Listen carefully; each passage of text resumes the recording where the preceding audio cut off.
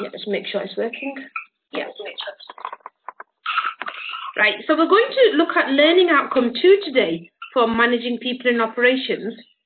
So for learning outcome 1, we looked at just the different methods that are used in the workplace, how people learn and develop, and what sort of practices are used. So we looked at a lot of different things, and it was all just about learning and development.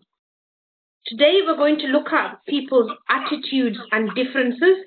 So it's going to be understand the management of people and how individual differences influence people's behavior at work.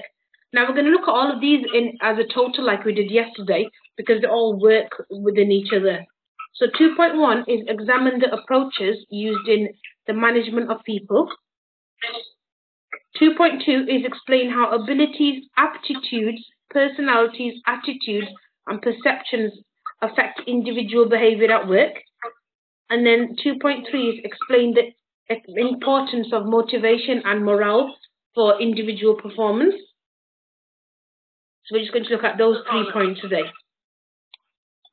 Right. I guess we did this earlier as well, right? Importance of motivation. Yeah, we did. Yeah, it's the same sort of thing in personal effectiveness. It's the same type of approaches. It comes under motivation, yeah.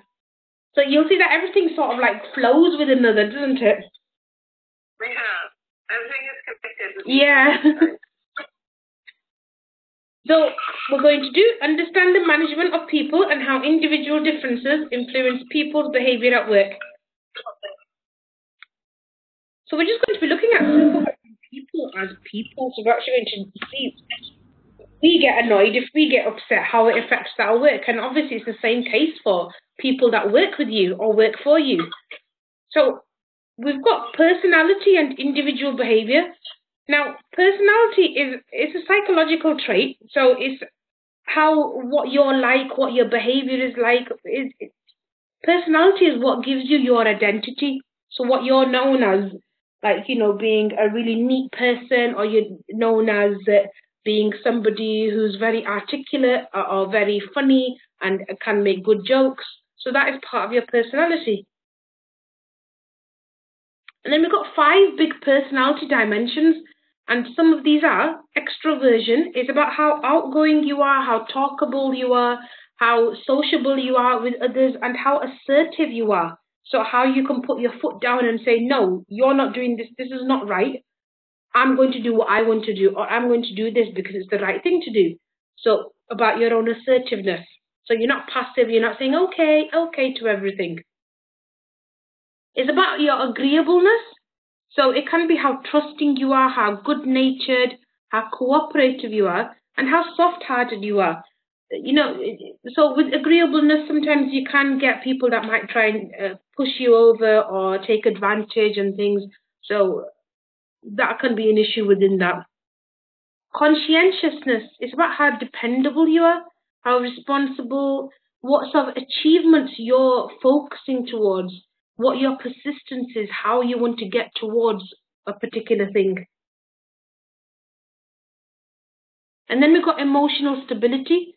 That can be about how relaxed you are, how secure you are, if you're unworried. But then again, it can be on the other side. It can be if you're extremely stressed person who is always worrying or isn't very secure about your position and is always doubting people and what they say. So it just really depends on what the emotional stability is of your workers.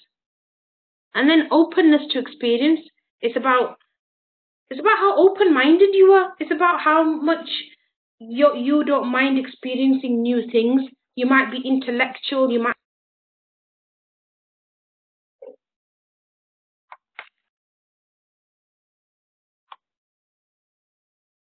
So I think you've dropped out. I'm just going to wait a moment.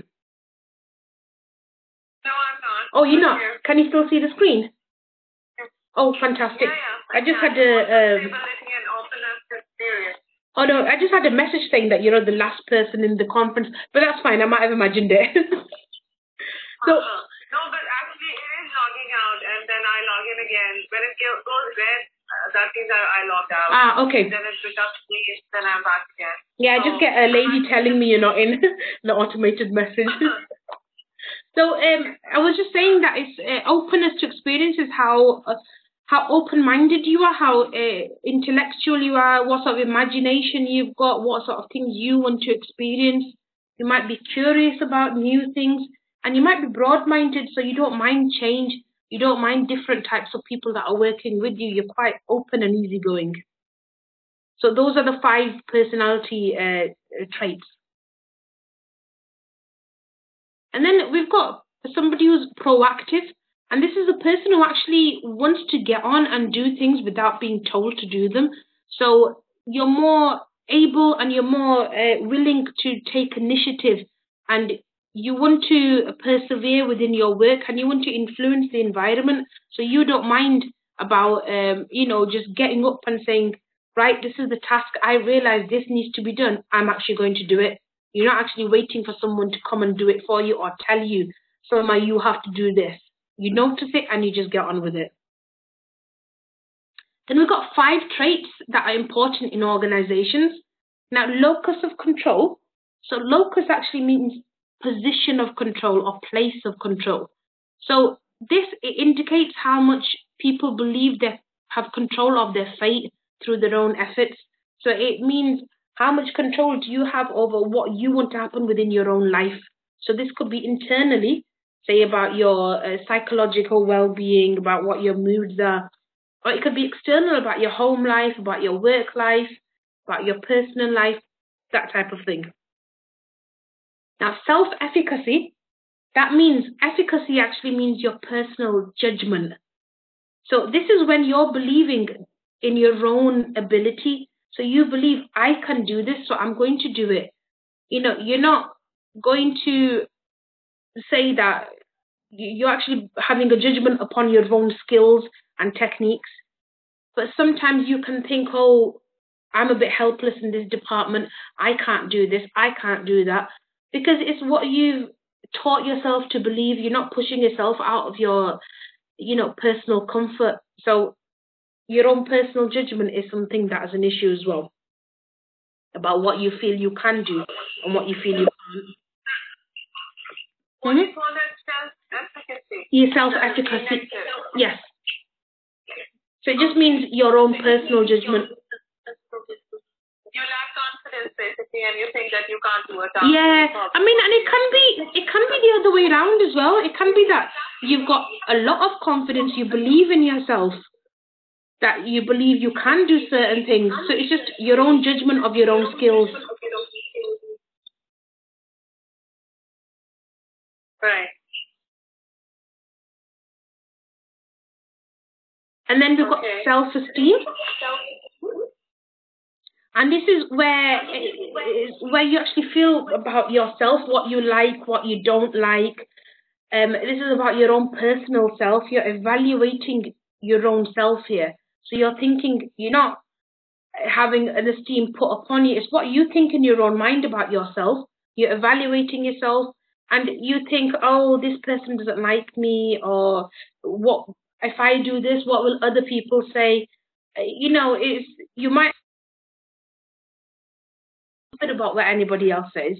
I like what I'm doing. I like the person I am. Or you might have a low self-esteem where you think that, no, I'm being judged by everyone. But in actual fact, you're probably judging yourself more than anybody else is. You have self-monitoring, and this is to the extent where people actually observe their own behavior and how they adapt it. Now, this is a bit like a reflecting. It's about you looking upon yourself. You're monitoring what you're like, and you think, right, my behavior, I was a bit too friendly here, or I was a bit standoffish, I didn't speak to anyone properly, or I wasn't communicating in the way I should have communicated.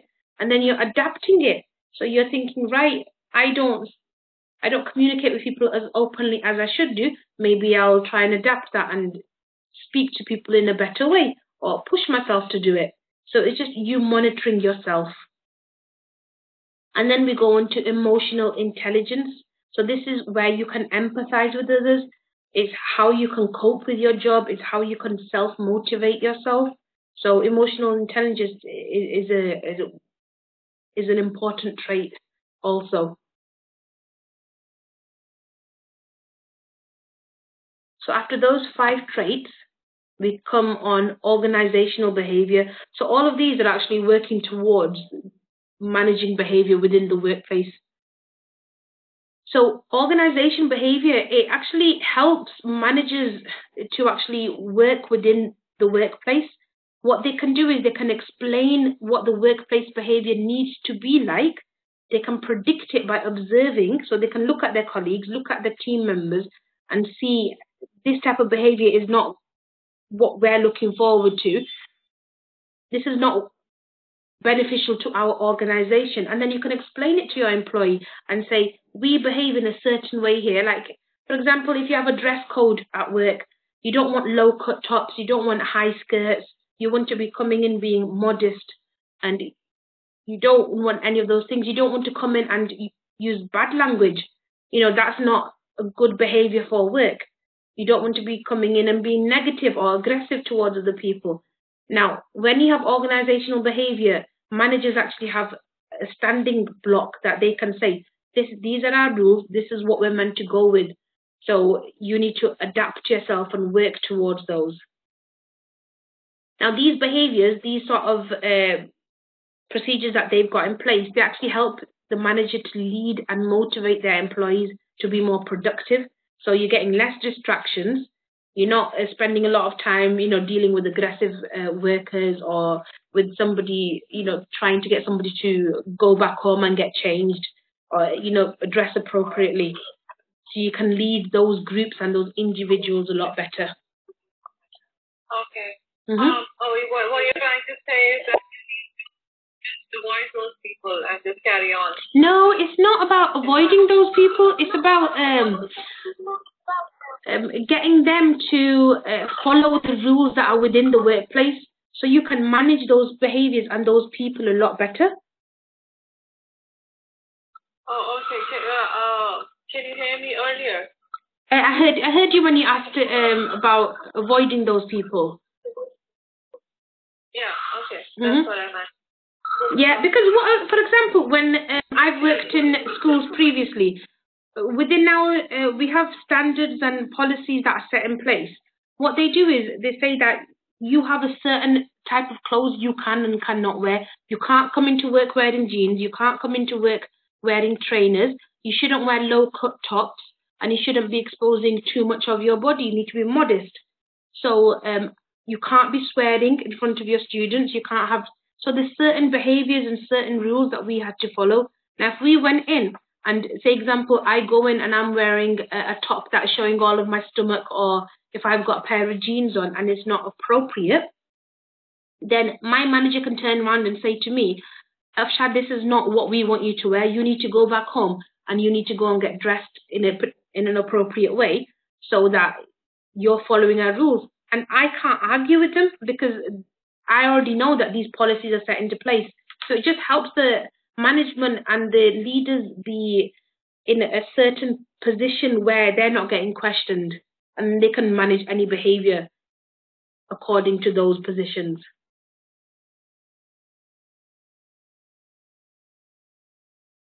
And then we've got attitudes. Now there's 3 components of these attitudes.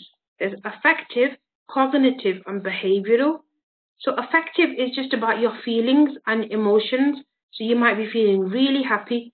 You might have a really good feeling. Now, earlier today, I was able to upload a lot of things that I needed to onto a system that I hadn't used before. I did it first try and I was like, whoa, it made me very happy. I was, just walking around with a big smile on my face because I thought that's the easiest thing to do. But then there's sometimes where I'll have to do a particular task and I might not have done it before. It's hard and I feel like, oh, this is going to take ages. I'm not happy about this. And you might feel a bit down about it. You might feel a bit stressed. So affective is all about your feelings and what emotions you have about a situation. Now, cognitive is the beliefs and the knowledge that you have. So it's what your personal belief is, what your personal knowledge is about a situation. So a situation can be anything. It can just be about you going into work. It can be about a project that you have to do. It can be about your home life. It can be personal life towards a particular friend. So that's what we mean when we say situation. And then behavioral, it's about how you intend to behave or you expect to behave towards a situation. So the best example I can give this is if you're at work and you're used to, for the past 10 years, you've used the same type of systems, the same type of procedures that you know that I'll go on my laptop today and I'm going to use my Dropbox, I'm going to use the learning environment for the students, and I know how to use that.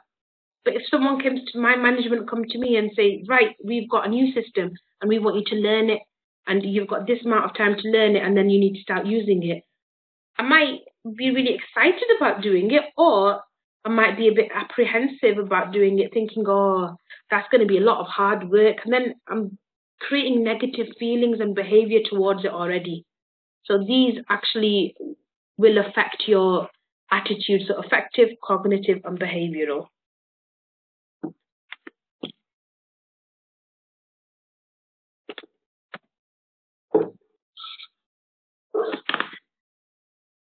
And then we've got a cognitive dissonance.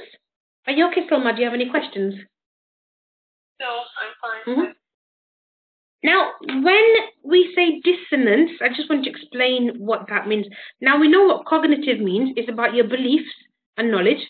But dissonance, it actually means like inconsistencies about your thoughts and attitudes. So sometimes you're feeling really good about something, and then another time you're feeling really bad about it. So you might like it, you might not like it, you're not sure what you're feeling. That's what I mean when I say inconsistencies. So this is just about your thoughts and your attitudes. And this is the discomfort, the psychological, the mental discomfort that a person can experience between their cognitive attitude, their own attitude and their own behavior. So this is what you're going to feel between your attitude and between your behavior. So it is quite important that you control this. You can get rewards in this. You have to look at the importance of the situation you're looking at, what sort of control you have towards the situation, if any. Just let me know if you drop out for too long.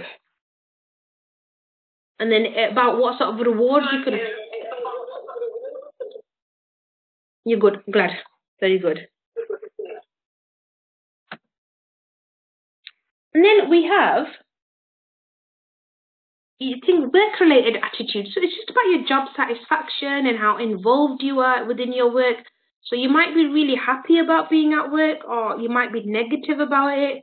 So it really depends on what sort of work environment you're in, what sort of work environment has been created. So if you've got a work environment where you know you can speak to your managers, they're open, they're friendly, but you know what your limits are, you're going to go in and you're going to be happy about working there. But if you go in and you feel like I've got a problem today and no one's here to listen to me about it, that's going to create a negative attitude towards work. And then you might not want to go in, so it can create a lot of other issues as well. And then for involvement, it's about how involved you are with your job. So what you can identify as being your role and what your roles are within your work environment.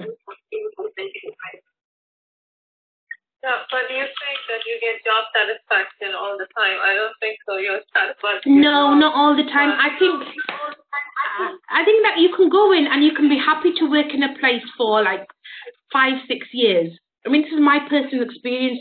I used to work in a primary school for a very long time, and I'm one of those people that I'm happy about being in a lot of places. I'm very open. I'm very able to adjust.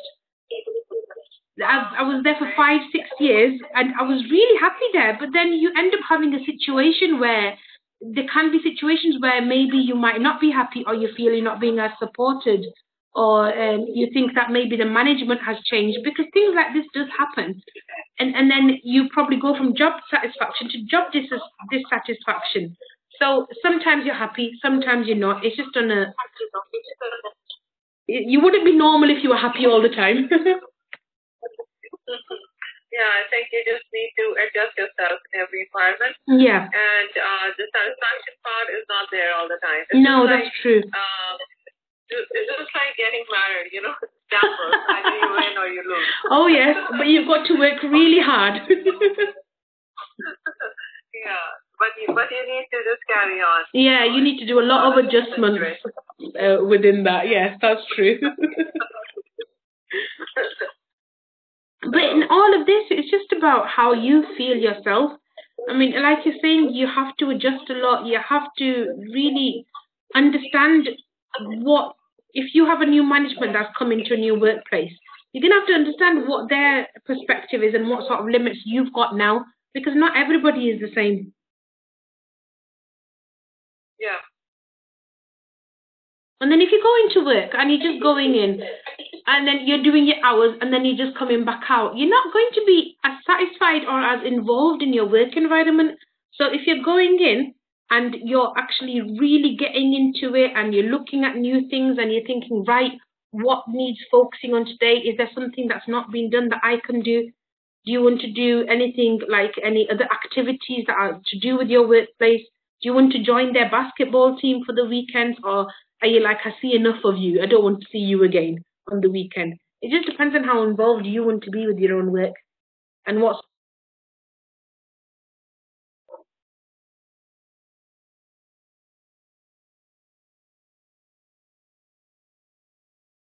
And then we've got work-related attitude.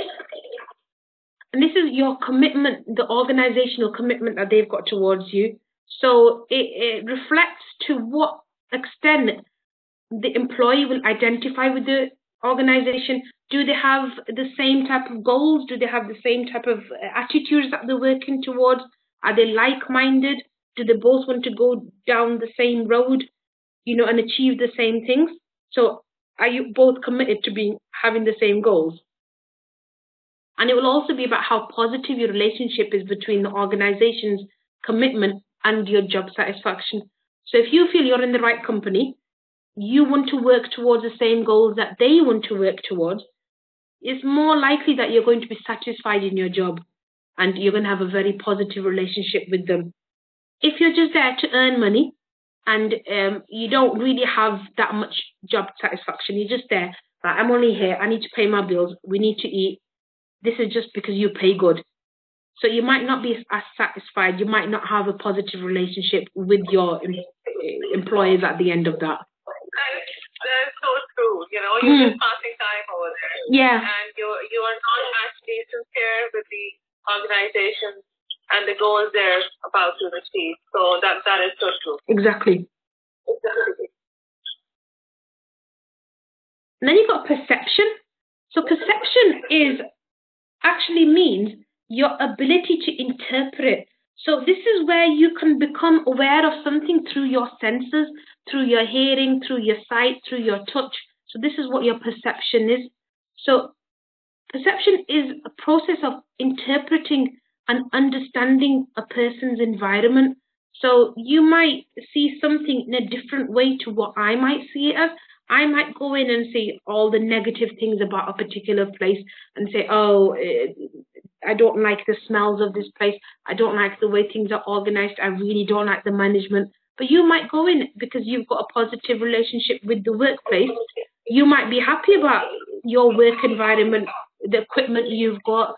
You might be happy about the way that you're actually able to speak to your bosses or speak to your colleagues. So it just depends on how you interpret it, how you understand it. I think it's all about your personality. If you are a negative person, you'll end up having a lot of trouble. And if you're a positive person, you'll probably adjust and you'll accept everything and you'll be more friendly and all that. So it's all psychological. I think the problem lies in there as well. You can be a negative person and it's not great. But when you're a positive person and you're being really accepting and really these things, sometimes you can put yourself into a particular position where everybody's got used to you saying yes, yes, yes, yes. You know, like, oh yes, I'm going to do this. Can you do this? Yeah, I'll do it.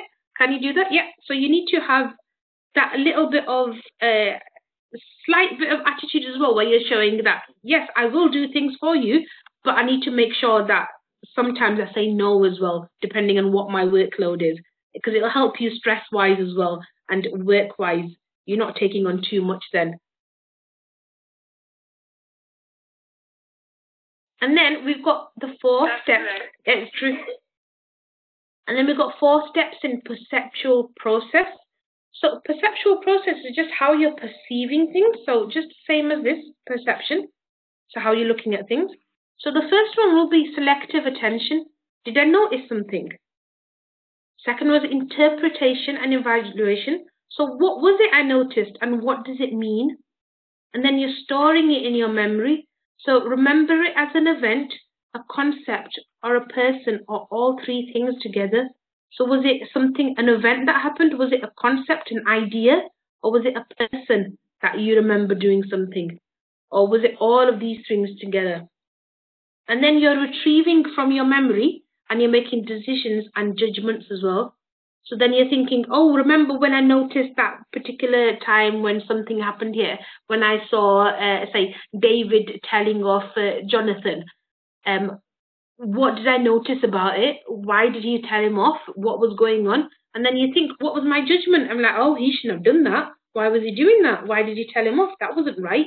Or you could say, but that was right because Jonathan has not been working towards the way he should be. He's been told many times. So I think this was the best step to happen. So it just depends on how you make decisions and judgments about what you remembered or what you saw.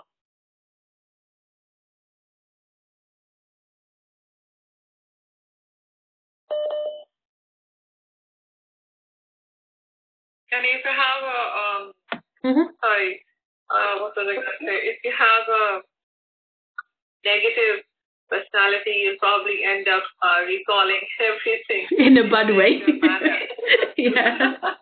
That is true, you know. When you get used to thinking of everything is bad. Yeah. It's like when you... How you are inside. Yeah. I was just going to say, it's like when you meet particular people and you might meet someone that you think, oh, she's really bad, and anything she does or anything that person does, even if it's a really good thing, you're going to look at it in a negative way.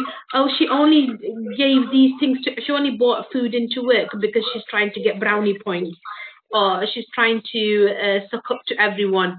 So she might have done it genuinely, you know, in a way. So sometimes your perception can be not just on the work environment, but on a person as well.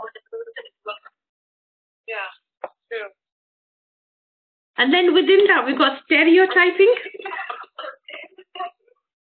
Sorry, I've just got a very dry throat today. So this is where you look at people's characteristics and that you believe that that person belongs to a particular group. So it could be about what sex they are, what age they are, what race they are. I'm just reconnecting to Zulma. Hold a moment.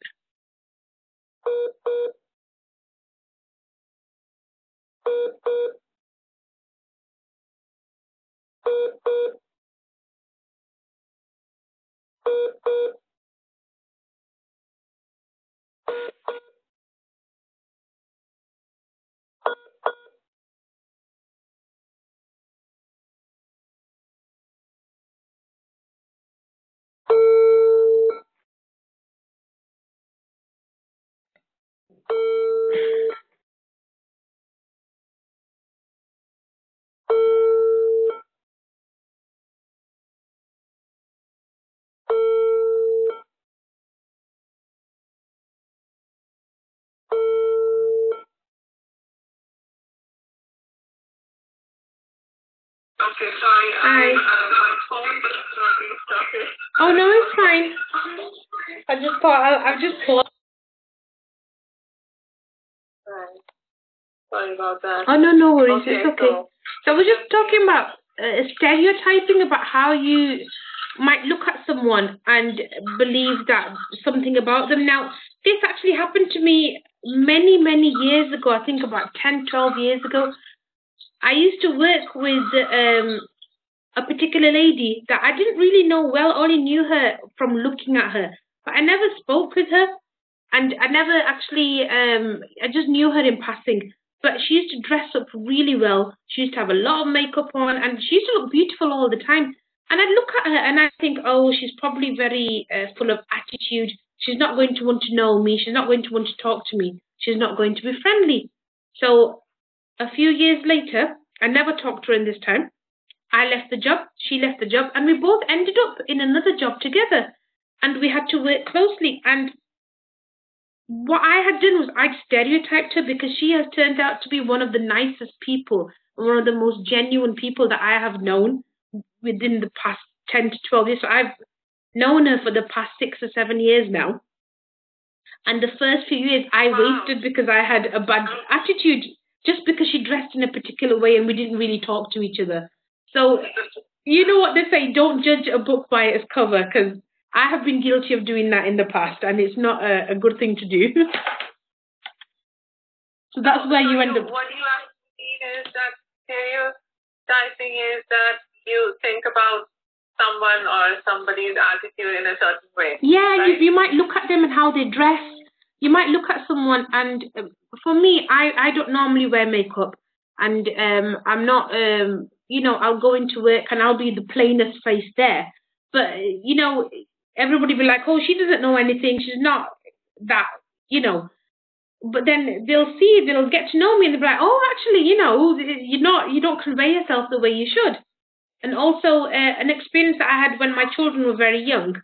I used to go to school wearing traditional clothes, you know, shalwar kameez. And we were in a very, let's say, white area at that time. And at that time, I never used to have any of the other mothers come to talk to me. And the reason for that was because they thought I couldn't speak English. Because I was there, I was in my traditional clothes, I was in my shalwar kameez all the time. So they were stereotyping me as somebody who's not got English skills. And then once they heard me speaking to the teachers and to my own children, they were like, oh, you can. So you can stereotype and put judgments on people without even realizing it, that's my whole point here.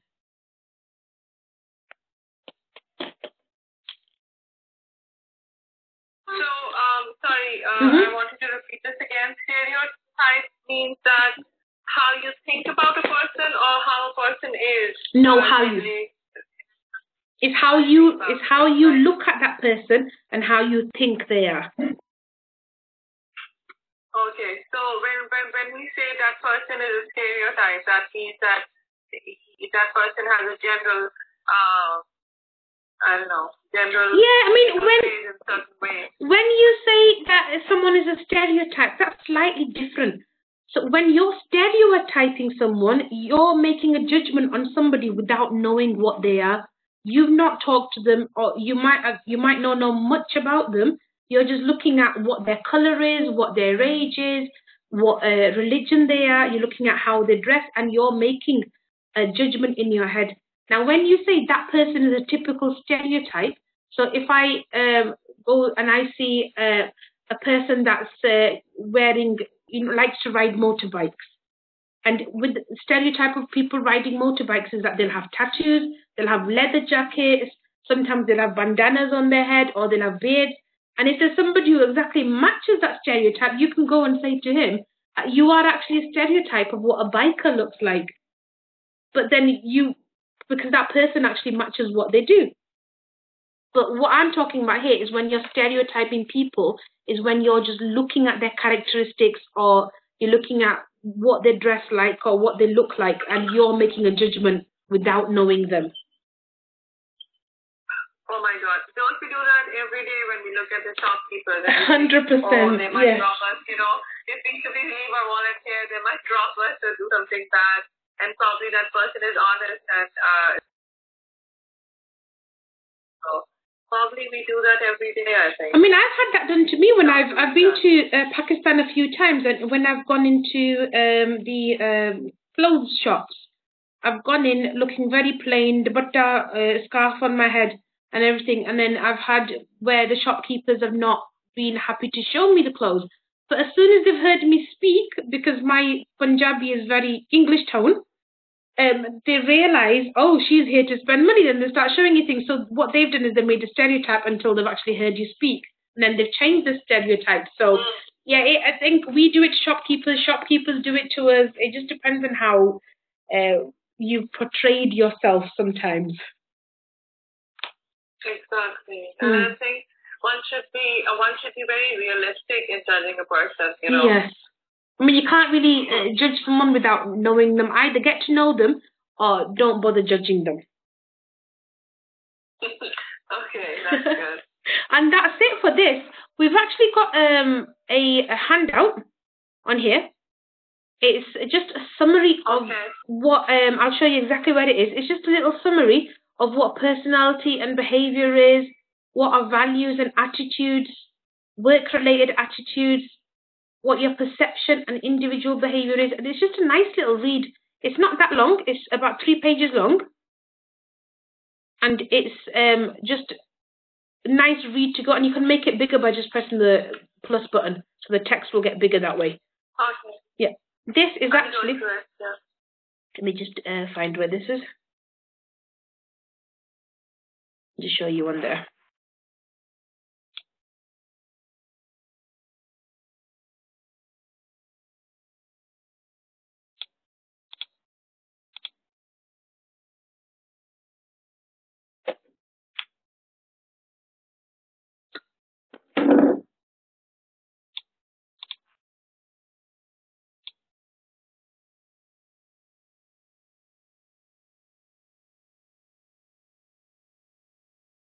So this is just under the Managing People and Organizations, and it's LO2 handout.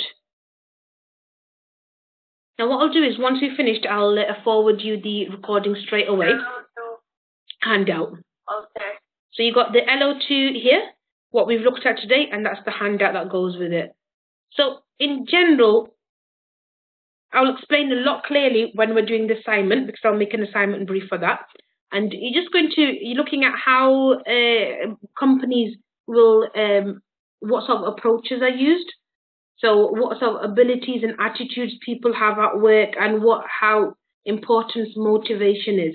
So you talk just things like, you've covered a lot of this in personal effectiveness as well. So you'd get into the Maslow's theory and so on, but we'll go through that very clearly on Friday about exactly what it's doing. Yeah, it's pretty easy. Yeah.